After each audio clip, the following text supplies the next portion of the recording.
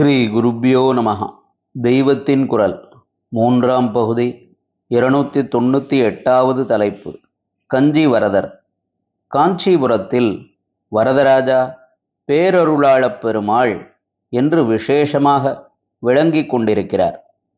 அவரை பற்றி பிரசித்தமாக இரு சொல்லலங்கார ஹாஸ்ய துணுக்கு இருக்கிறது. கஞ்சி வரதப்பா என்று காஞ்சிபுர வரதராஜாவை நினைத்து வியாதியில் அவதிப்பட்டு கொண்டிருந்த ஒருத்தர் வாய்விட்டு அரற்றினாராம். பக்கத்திலே ஒரு சாப்பாட்டு ராமன் இருந்தான். அவனுக்கு கொஞ்ச நாளாக ஜுவரம். டாக்டர் சாதம் சாப்பிடக்கூடாது, கஞ்சி வேண்டுமானால் கொஞ்சம் குடிக்கலாம் என்று கண்டிப்பு பண்ணியிருந்தார். கஞ்சி எப்போ வரும் எப்போ வரும் என்று அவன் தவித்து கொண்டிருந்தான்.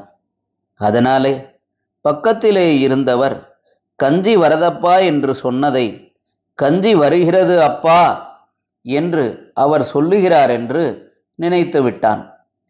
ஆள் யாரும் வரக்கானோமே என்பதால் எங்கே வரதப்பா என்றானாம்.